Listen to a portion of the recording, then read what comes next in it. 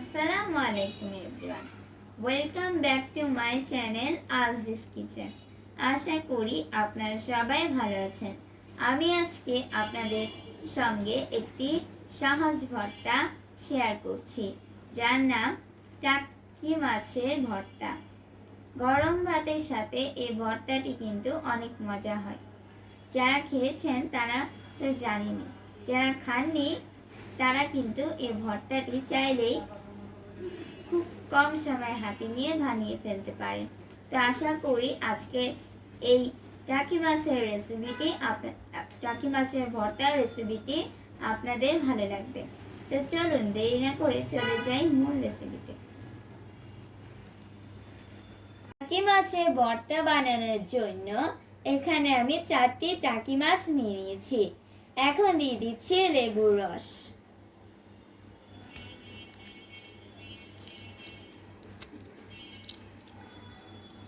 দিচ্ছি পরিমাণ মতো লবণ, দিচ্ছি হাফ চামচ হলুদের গুঁড়া, দিচ্ছি হাফ চামচ মরিচের গুঁড়া। সবকিছু ভালোভাবে মেখে নিব। মাঝখান দিয়ে আমি মাছটাকে এইভাবে কেটে নিয়েছি। মাছগুলোকে এমনভাবে মাখবো যাতে এর ভেতরেও মশলাগুলো ঢুকে যেতে পারে। একটি প্যানে তেল গরম করে নিয়েছি। এখন দিয়ে দিচ্ছি 5টি শুকনো মরিচ। মরিচগুলোকে আমি এখন কিছুক্ষণ ভেজে নেব।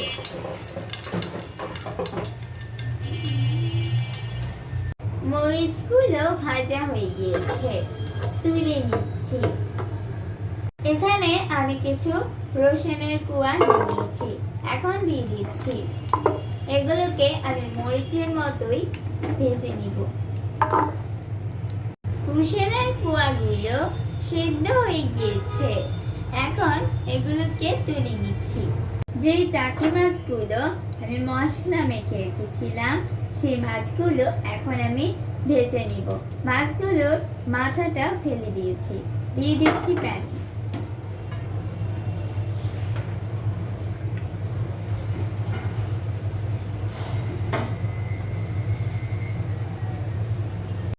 ভালো করে উল্টে পাল্টে ভেজে নিব। এমন ভাবে ভাজবো যাতে মাছগুলো সেদ্ধ হয়ে যায়। মাছগুলো ভাজা হয়ে গিয়েছে, তুলে নিচ্ছি। সেই একই প্যানে আমি দিয়ে দিচ্ছি পেঁয়াজ ও কাঁচা মরিচ কুচি। এগুলোকে আমি খুব বেশি ভাজবো না, হালকা সতে করে নেব। এখানে আমি লবণ দিচ্ছি না, কারণ মাছের মধ্যে লবণ ছিল। একটু টেস্ট করে দেখব, যদি লবণ প্রয়োজন হয় দিয়ে দেব। এখন দিয়ে দিচ্ছি আগে থেকে ভেজে রাখা রসুনের কোয়াগুলো।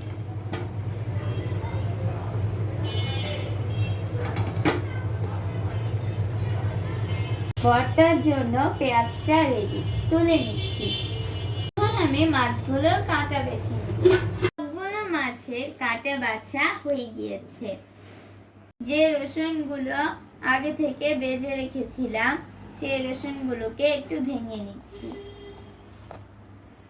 এখন শুকনো মরিচগুলোকে ভেঙে নিব। এখন দিয়ে দিচ্ছি কাঁটা বাছা মাছগুলো,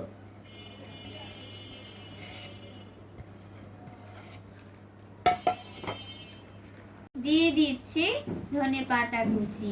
সব ভালোভাবে মিক্স করে নিব। দিচ্ছি সরিষার তেল, এরপর আবারও মেখে নেব।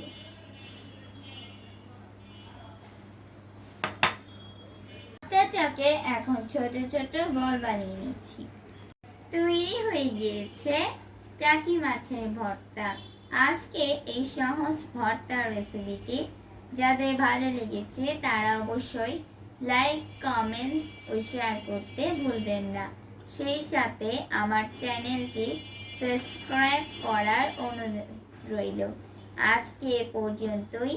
সবাই ভালো থাকবেন। আল্লাহ হাফেজ।